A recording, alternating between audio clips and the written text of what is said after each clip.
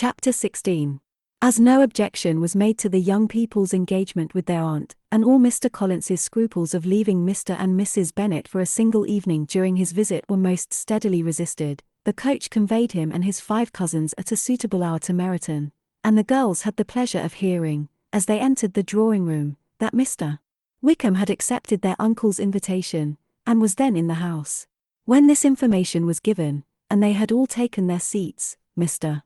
Collins was at leisure to look around him and admire, and he was so much struck with the size and furniture of the apartment, that he declared he might almost have supposed himself in the small summer breakfast parlour at Rosings, a comparison that did not at first convey much gratification.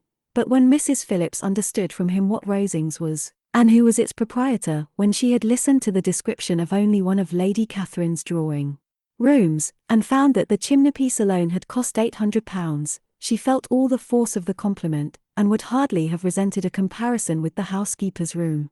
In describing to her all the grandeur of Lady Catherine and her mansion, with occasional digressions in praise of his own humble abode, and the improvements it was receiving, he was happily employed until the gentlemen joined them, and he found in Mrs. Phillips a very attentive listener, whose opinion of his consequence increased with what she heard, and who was resolving to retail it all among her neighbours as soon as she could. To the girls, who could not listen to their cousin, and who had nothing to do but to wish for an instrument, and examine their own indifferent imitations of china on the mantelpiece, the interval of waiting appeared very long. It was over at last, however. The gentleman did approach, and when Mr. Wickham walked into the room, Elizabeth felt that she had neither been seeing him before, nor thinking of him since, with the smallest degree of unreasonable admiration. The officers of the shire were in general a very creditable, gentlemanlike set, and the best of them were of the present party, but Mr. Wickham was as far beyond them all in person, countenance, air, and walk, as they were superior to the broad-faced, stuffy Uncle Phillips, breathing port wine, who followed them into the room.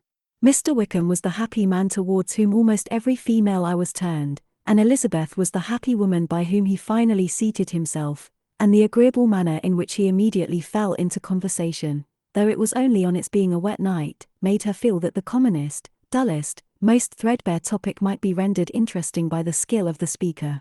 With such rivals for the notice of the fair as Mr. Wickham and the officers, Mr. Collins seemed to sink into insignificance. To the young ladies he certainly was nothing, but he had still at intervals a kind listener in Mrs. Phillips, and was by her watchfulness most abundantly supplied with coffee and muffin. When the card tables were placed, he had the opportunity of obliging her in turn, by sitting down to whist. "I know little of the game at present," said he, "but I shall be glad to improve myself, for in my situation in life." Mrs. Phillips was very glad for his compliance, but could not wait for his reason. Mr. Wickham did not play at whist, and with ready delight was he received at the other table between Elizabeth and Lydia.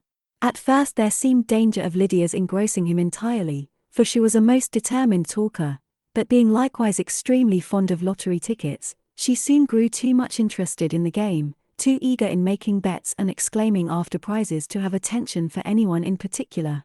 Allowing for the common demands of the game, Mr. Wickham was therefore at leisure to talk to Elizabeth, and she was very willing to hear him, though what she chiefly wished to hear she could not hope to be told the history of his acquaintance with Mr. Darcy. She dared not even mention that gentleman. Her curiosity, however, was unexpectedly relieved. Mr. Wickham began the subject himself. He inquired how far Netherfield was from Meryton, and, after receiving her answer, asked in a hesitating manner how long Mr. Darcy had been staying there. "About a month," said Elizabeth, and then, unwilling to let the subject drop, added, "He is a man of very large property in Derbyshire, I understand." "Yes," replied Mr. Wickham, "his estate there is a noble one. A clear 10,000 per annum. You could not have met with a person more capable of giving you certain information on that head than myself, for I have been connected with his family in a particular manner from my infancy." Elizabeth could not but look surprised. "You may well be surprised, Miss Bennet, at such an assertion, after seeing, as you probably might, the very cold manner of our meeting yesterday. Are you much acquainted with Mr. Darcy?" "As much as I ever wish to be," cried Elizabeth very warmly. "I have spent 4 days in the same house with him, and I think him very disagreeable." "I have no right to give my opinion," said Wickham, "as to his being agreeable or otherwise. I am not qualified to form one. I have known him too long and too well to be a fair judge. It is impossible for me to be impartial. But I believe your opinion of him would in general astonish, and perhaps you would not express it quite so strongly anywhere else. Here you are in your own family. Upon my word, I say no more here than I might say in any house in the neighbourhood, except Netherfield. He is not at all liked in Hertfordshire. Everybody is disgusted with his pride. You will not find him more favourably spoken of by anyone. I cannot pretend to be sorry, said Wickham, after a short interruption, that he or that any man should not be estimated beyond their deserts, but with him I believe it does not often happen. The world is blinded by his fortune and consequence, or frightened by his high and imposing manners, and sees him only as he chooses to be seen. I should take him, even on my slight acquaintance, to be an ill-tempered man. Wickham only shook his head. I wonder, said he, at the next opportunity of speaking, whether he is likely to be in this country much longer. I do not at all know, but I heard nothing of his going away when I was at Netherfield.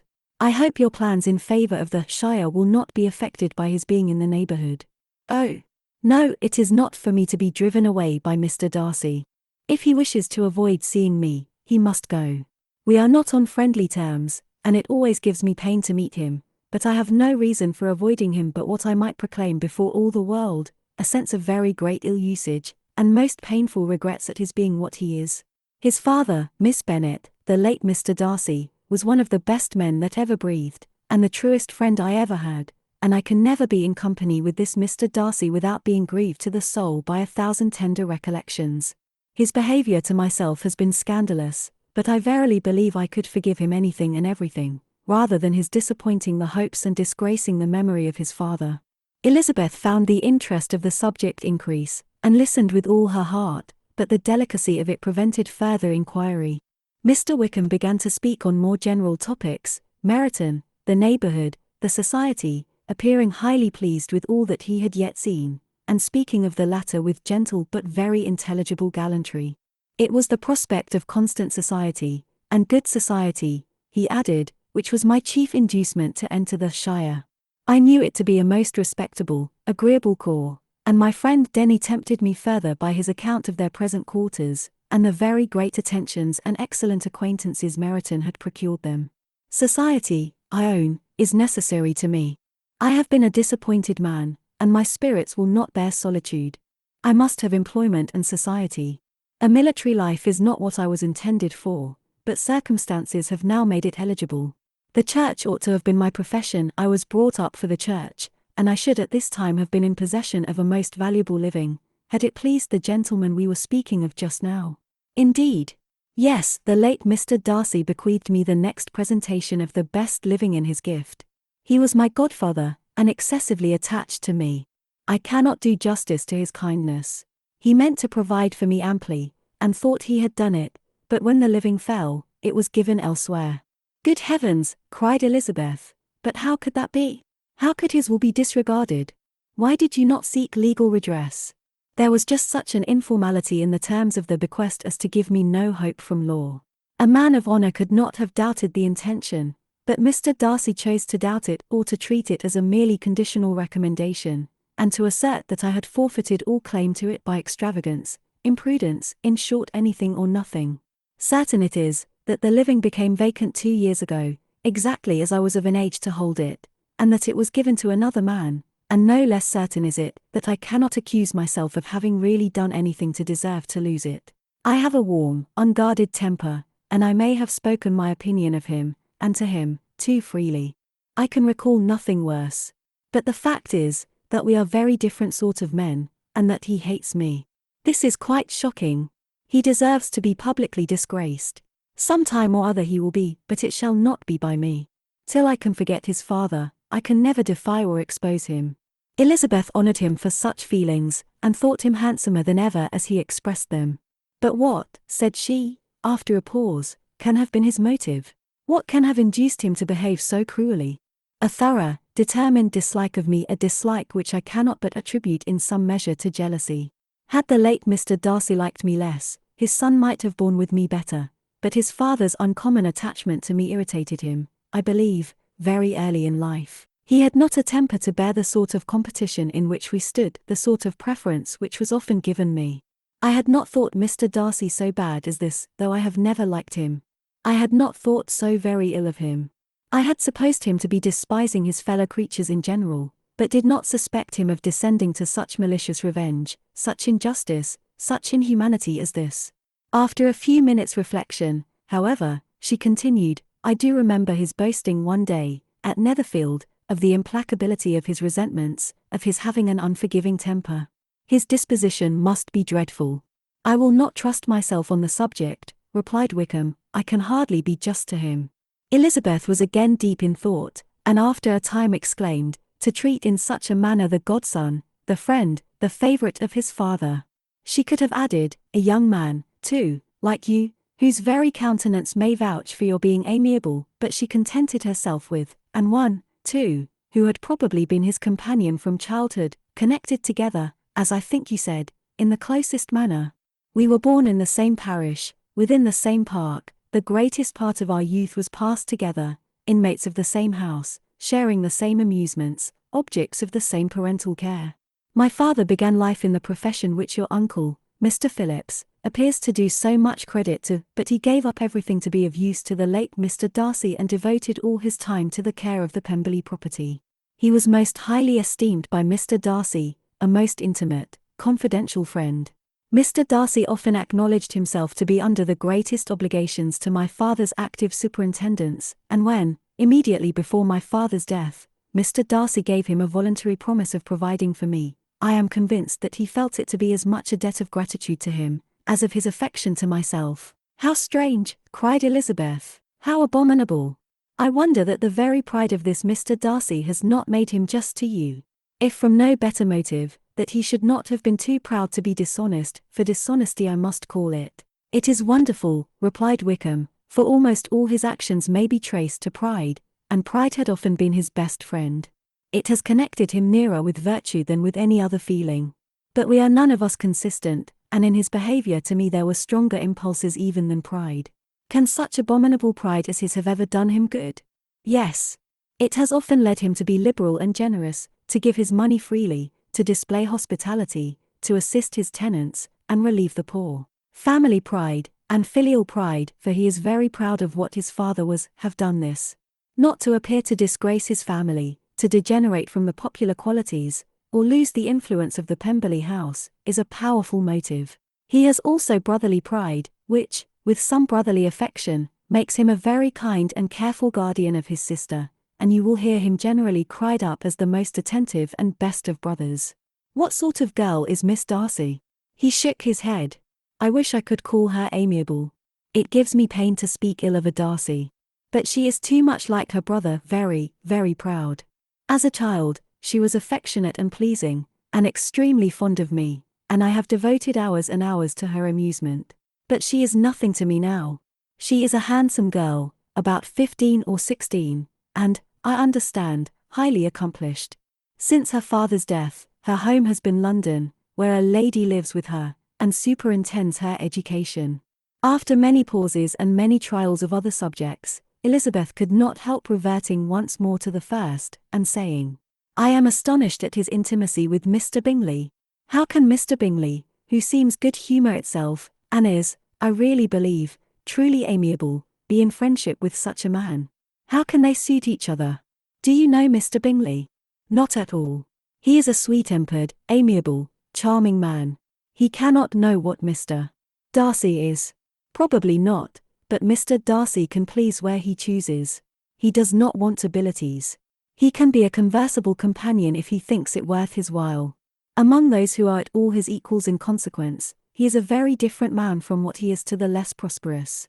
His pride never deserts him, but with the rich he is liberal-minded, just, sincere, rational, honourable, and perhaps agreeable, allowing something for fortune and figure.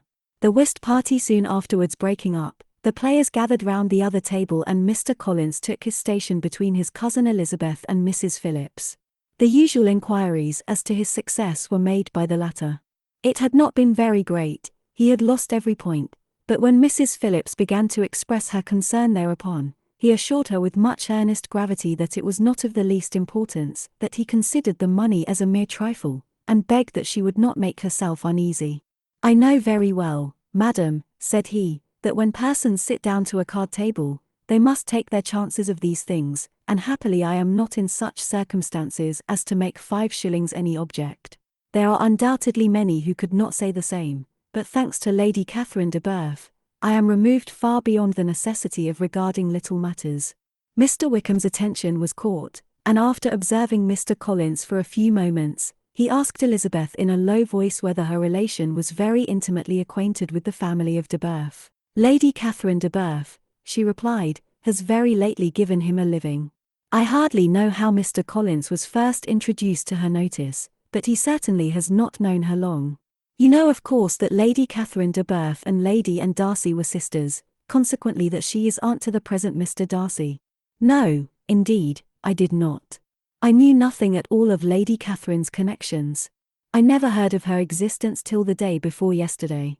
Her daughter, Miss de Bourgh, will have a very large fortune, and it is believed that she and her cousin will unite the 2 estates." This information made Elizabeth smile, as she thought of poor Miss Bingley. Vain indeed must be all her attentions, vain and useless her affection for his sister and her praise of himself, if he were already self-destined for another. "Mr. Collins," said she, "speaks highly both of Lady Catherine and her daughter, but from some particulars that he has related of her ladyship, I suspect his gratitude misleads him, and that in spite of her being his patroness, she is an arrogant, conceited woman."